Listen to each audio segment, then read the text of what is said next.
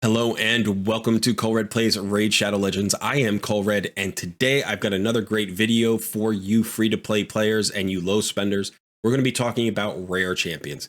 In my opinion, there are only 10 rare champions worth taking to 6-star. And now what I'm talking about here is champions that are valuable for basically every account. There are opportunities to take other rares to 6 stars, but those are usually for niche like uses. So you're going to have a reason to take more than these 10 to 6 stars. But these are the first 10 that you should be looking at. They're going to add value to every single account, and they're going to continue to provide value for a very long time. So as a free-to-play player, that's one of the things. If you watched my last video, we were talking about how do you 6-star a champion? How do you make the decision to 6-star a champion? And I gave you a method about how I choose my 6 stars. If you haven't watched that video, please go watch it, because it's a very important video that I think helps a lot of people, regardless of how long that you've been playing. One of the most stressful decisions is who should I 6-star next? And that video covers that topic. But it also applies to this topic today, which is these are 10 champions, rare champions, that you can take to 6-star and get a lot of value out of. That doesn't mean that you should automatically 6-star one of these. You should consider the needs of your account, but these 10, I think, are the 10 that every account at some point should have 6-starred. In addition, there are other champions, other rare champions, that depending on what your account looks like, you may need at 5 or 6 stars for other reasons. But that's not a guarantee. I think these 10 are basically guarantees. And it's just a matter of timing. When do you go ahead and 6-star? Okay, so let's jump into these 10 champions and we'll check them out, and you'll understand very quickly why these 10 champions stand out amongst the crowd of all of the rares in the game. So the first batch is actually 4 champions, and you know who they are. They are the starter champions. Now, I'm just going to pick Elhain here. Elhain is a starter champion. She was my starter champion on this account. I am a free-to-play player, so all of the advice that I'm giving today is based around the idea of either being a free-to-play player or a low spender. But again, even if you are a spender and you want to maximize your resources, a lot of the things that I'm going to tell you today still apply. So Elhain was my starter champion, and she is absolutely worth a 6-star. And all of the starter champions are worth a 6-star right away. They should probably, in the vast majority of cases, be your first 6-star champion. So you may already have 6-starred your starter champion. Good for you. That's a great start. That's absolutely where you should start. But there is a mistake that some people make, and I want to clarify this right away. This is super important. If you started with Elhain, that does not mean you should also 6-star the other 3 starter champions. So whatever starter champion you took to 6-star, the other starter champions should remain unleveled. Maybe you bring them to 4 stars, maybe 5 stars if you're really looking for some help in faction crypts.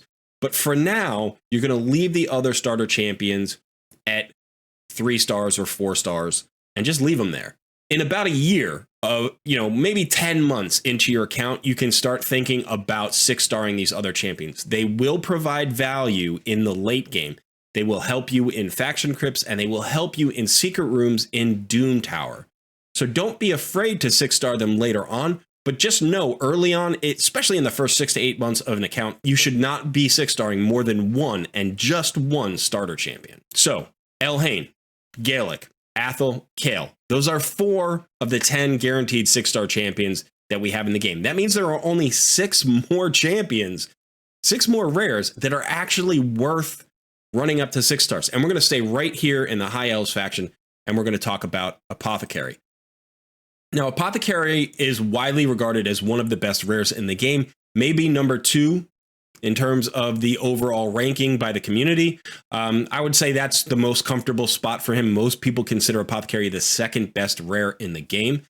What makes him so good? Well, first of all, if you look at his base stats are solid. A good HP pool, 17k, a good amount of defense, 1k, very good speed, 106. And then you mix that with the support kit that he has, and you can see that his kit synergizes really well. His A1 is a triple hitter. It hits 3 times at random. This is his only attack. So it's nice that it's a triple hitter. That means you can use him in places like Fire Knight. You can also use him against the clan boss, and you just get him the Giant Slayer mastery. And then he's going to have many opportunities to land those Giant Slayer procs and actually do a decent amount of damage. In wave content and general content, he's not as strong with his A1, but that's okay. You're not really using him for damage anyway. His A2 is a nice big heal. It heals a target ally by 35% of their HP. This heal can be critical. This is one of the few heals in the game that can be critical. It does require crit rate in order to be critical. So you may want to put crit rate on Apothecary. When it crits, it will be very large. You get, a really big heal. So you can potentially heal another champion basically 100% of their HP or close to it. And that's a really useful heal. It is only a single target heal, but it's a very big heal. The A3 is really the thing that gives Apothecary his value. Places an increased speed buff on all allies for 2 turns, and then fills the turn meter of all allies by 15%, and this is on a 3-turn cooldown. Apothecary helps your team go. All turn meter increasers, all speed increasers help your team get more turns per turn of the enemy. So not only is Apothecary healing you, he's also making you go faster. And so these two in combination are very strong. He's really good in a lot of places. If you go ahead and check the reviews, you'll see he's got green for basically everything, except maybe a couple of spots. I actually don't think he's maybe as good in all of these spots as the community seems to think. Like, I wouldn't put him in Hydra necessarily, but he could be in an early Hydra team that just gets you going, because there is no place where a speed buff and a turn meter increase doesn't help. It helps everywhere. So Apothecary is definitely near the top of the list of pretty much a 6-star champion, a 6-star rare that everybody should have. After Apothecary, we're going to look at 2 campaign farmers. Now, surprisingly, some of the best campaign farmers in the game are rares. And the first one we're going to take a look at is here in the Demon Spawn faction, and that is Fellhound.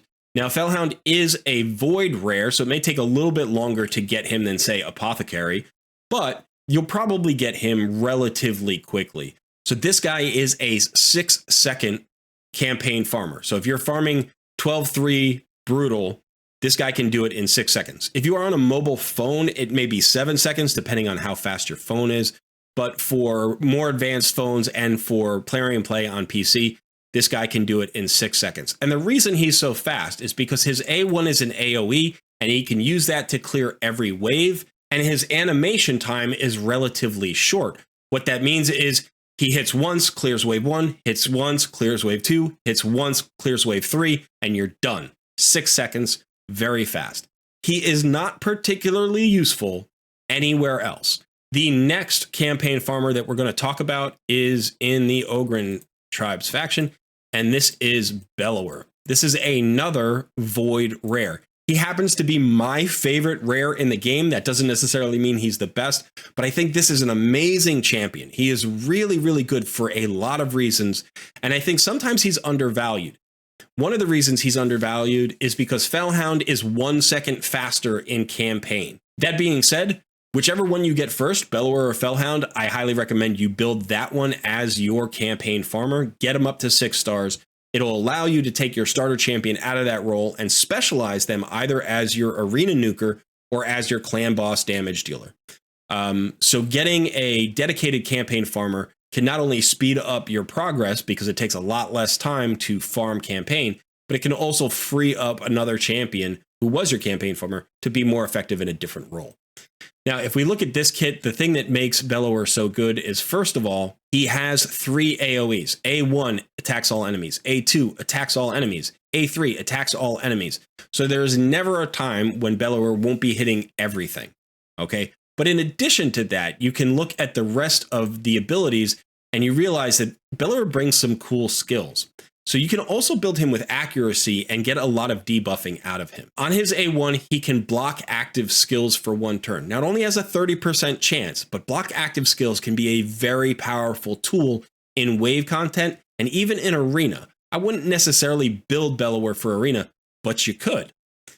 The second thing is attacks all enemies. I'm sorry, the A2 attacks all enemies has a 50% chance. This books to 75% chance of placing decreased speed.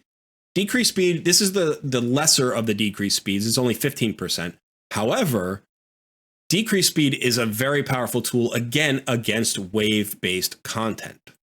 In the A3, it's 100% chance of decreased attack and 100% chance of decreased defense. These are both the small version of those debuffs again, but having them both on an AoE at 100% is a very useful skill. So again, against wave-based content, he is phenomenal.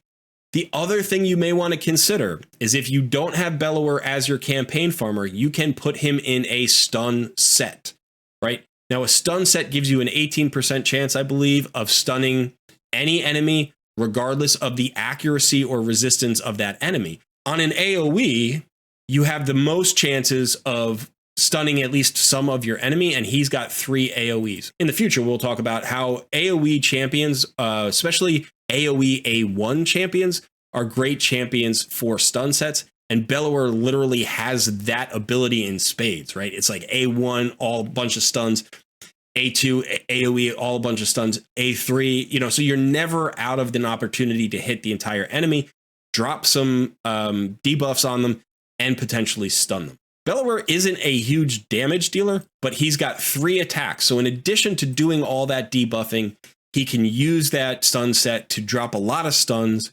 and also hit everybody, debuff them, allow them to take more damage, slow them down, do all the things you need in wave content. So this is really rare for a support champion. And so he will continue to have value throughout the game, even into endgame, because he is one of the key components to not only doing Ogre and Tribe's faction crypts, but doing those rare support secret rooms in Doom Tower. Okay, like I said, one of my favorite champions, so excuse me for talking so much about him. He's just great. All right, so we've gone through the starter champions, we did Apothecary, we've talked about the campaign farmers. Now we're going to talk about 2 champions that are highly unusual in the game. There are only 5 champions, 5 total champions in the game that can AoE reduce allies' cooldowns or reset allies' cooldowns. Okay, 3 of them are legendaries. There are no epics who do this, but there are 2 rares. And so both of these rares are going to provide a lot of value because they enable compositions that you can't enable with any other champions. Okay, so the first one here is Painkeeper. Now, Painkeeper does play in the end game. Okay, she is a very end game oriented champion, so you may not need to 6-star her early on. There is one reason to 6-star her early on, and that is if you are making a budget unkillable clan boss team. She is a key component in that team. And the reason is her A3. Her A3 decreases the cooldowns of all ally skills by 1 turn on a 4-turn cooldown. This is a highly reliable and predictable ally cooldown decrease. So this is what makes her so valuable. In addition to that, she is a void, so you don't have to worry about affinity, which is nice. She has a double hitter on her A1. It does fill her turn meter by 10%. So if you are speed tuning for clan boss, this will have to be factored in. And then her A2 is a nice big heal. It attacks all enemies, so it is an AoE. And then it heals all allies by 15% of this champion's max HP. So if you build her with a nice high HP pool, which is not too tough, she has a base of 19k, then you're going to get a nice fat heal for your entire team. And this heal happens at the same time as an attack. I actually do have one Painkeeper built in a stun set because of this, and she helps me out in faction crypts and also in that that HP secret room, that rare HP secret room in Doom Tower. However, you don't have to build her in a stun set. You can definitely build her in a whole bunch of other sets. You want her to be relatively fast. If you're speed tuning her for clan boss, she needs a specific speed. If you're not using her in clan boss, you just want her to basically be as fast as possible. Remember, only 5 champions have a skill like this in the game, and she is a rare. So she's absolutely worth taking to 6 stars. When you take her to 6 stars is up to you. You need to get value out of her. But I think every account at some point will want at least one Painkeeper at 6 stars. There's actually a team for Iron Twins that requires 3 Painkeepers. Now, those 3 Painkeepers do not need to be 6 stars. So you can run them even at level 30, but they actually create an unkillable team for Iron Twins. So Painkeeper is one of those champions that you're really going to want to invest in at some point on your account. And probably, I would say, if you're building an unkillable clan boss, a budget unkillable, maybe even in the first 3 or 4 months of your account, and you'll never regret having one at 6 stars. Okay, the second champion that is like Painkeeper, who has a cooldown reduction, is Renegade, another void rare. Almost all of the rares on the list today are void, obviously, because the void rares are supposed to be the most powerful. Void champions are generally more powerful than their affinity equivalents. So Renegade is another one of those champions that you're probably at some point going to want to build on your account. When is entirely up to you, but almost every account will get value out of a Renegade because, like I said, only 5 champions do this kind of skill. So again, it's her A3. In this case, it decreases the cooldown of all ally skills by 2 turns. So Painkeeper reduces it by 1 turn on a 4-turn cooldown. Renegade can reduce the cooldowns by 2 turns on as low as a 5-turn cooldown. This skill does not affect this champion or other champions with this skill. So a Renegade can't cool down another Renegade. So if you have 2 Renegades, they can't work off of each other. This champion will receive damage equal to 30% of their max HP. This will happen even if it kills the champion. So this is a consideration. Renegade self-damages in order to pull this skill off. So you will either need to just use it once, or you'll need to have some kind of built-in sustain, some healing, some regeneration in order to be able to use this multiple times.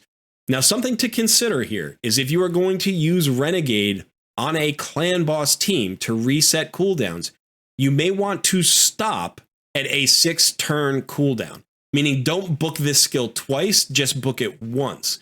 And the reason is the clan boss works on a 3-turn sequence, right? AoE 1, AoE 2, stun. That's how the clan boss works. So tuning a Renegade to that 3-turn cycle with either 7 turns of a cooldown or 5 turns of a cooldown is mathematically more difficult. A 6-turn cooldown, all you have to do is get to a 2-to-1 ratio, right? So if you can take 6 turns, when the clan boss takes 3 turns, then you can get this skill at the same moment every time, and that just makes it a lot more predictable. I actually made the mistake of building my first Renegade with full cooldowns, and it was actually very hard to speed tune. I built a second one at 6-turn cooldown, and it worked like a charm. So that is something to consider. Do not just automatically fully book your Renegade. Make sure of your speed tune and how many cooldowns you need on this sacrificial ritual before you actually book her out. The rest of her kit is okay. Her A1 has a chance of landing a heal reduction. Her A2 is a triple hitter, which is nice, and it has a chance of placing decreased speed and also decreased accuracy. They're both the lesser versions of these, but sometimes those are useful skills. But in general, what's going to happen is you're going to want her for this A3, and that's probably it, and the rest is just gravy. She does have an ally resist in all battles by 40%, which is not inconsiderable in some places, but in general, you're probably not going to use this aura very much. Okay, so we are down to our last champion. We have used the 4 starter champions. We used the 2 campaign farmers. We used Apothecary, and we used the 2 cooldown reduction champions. And so now we are up to the number 1, and you probably know who this is, but this is widely regarded as the number 1 rare in the game, and that is Coldheart. Now, Coldheart is an amazing champion, and she is an attack-based champion, but you don't want to think of her as an attack-based champion, okay? We are going to think of her as a max HP damage dealing champion. So if we look at her A3, this is the skill that makes her go. This is the one that we're worried about. Her other skills are also good, but you're not going to use her nearly as much for the other skills as you are for this skill. And this is why even at endgame players will have 2 Coldhearts built. maybe even 3 in some cases. But you will definitely want at least 1. And I would say since she is an end game champion, you don't necessarily need to worry about building one out in the first 3 or 4 months of your account. There will come a point where all of a sudden she will be super valuable and you will know it. And if you have her, you'll build her out and you'll be like, wow, she's phenomenal. So this skill, it attacks one enemy. It decreases the target's turn meter by 100%. You need accuracy for this, but this is an incredibly powerful ability. However, there are other champions with the 100% turn meter decrease. So it's the second part of this skill, which adds so much extra value to this. And this has, it's not the second part, has an extra 30% chance of inflicting a critical hit. That's nice because you can build her with 70% crit rate if you want. And then damage increases according to enemy max HP. So this makes her a boss killer. If you put her up against the boss, when she hits them, she will do damage based on their max HP. This is why her attack doesn't matter. Because in this particular skill, even though she does some damage based on attack, she's doing 5 times or 10 times as much damage based on the enemy max HP as she is on her attack. So really, you want to think of her kind of like the way you think of a debuffer, which is you want her to have accuracy, and then you want her to be very survivable. You do not need to build her with any offense other than 100% crit rate, or 70% crit rate, rather. Build her with a 70% crit rate, and then as much crit damage as you can stack on her. And then the next stats are going to be accuracy, so that you can land the turn meter decrease. And then the rest is basically defensive stats. You'll need a little bit of speed on her, but you can figure that out as you go. So on her chest piece, think about HP percentage or defense percentage. On her gauntlet, you probably want to start with crit rate just to make sure you get that 100%. But this is a really good champion to put crit damage gauntlets on because she only needs 70% crit rate. So even if you can't get her to 100% crit rate, if you can get her to 70% with crit damage on her gauntlet, that's going to get that crit damage much higher, and it's going to be easy to maintain that 70% crit rate. So after that, for her rings, you want to think HP or defense. For her amulet, you want to think crit damage. And then for her banner, you probably want to think accuracy. You're going to want to get as much accuracy on her as you can reasonably get, but you're probably going to want somewhere around 300 accuracy on her, maybe a little bit more. And there are even Doom Tower bosses that you're going to use her on where you might want to get as much as like 380 or 400 accuracy on her eventually. But I would say the first number that you want to hit is about 250. Get her to at least 250 accuracy and then build her with as much defense as you can. And she's going to do a lot of work for you. She's going to help you clear those level 20 dungeons, but she's also going to come back around and help you with other things later on, even past those level 20 dungeons. So an amazing champion, absolutely worth a 6-star on every account.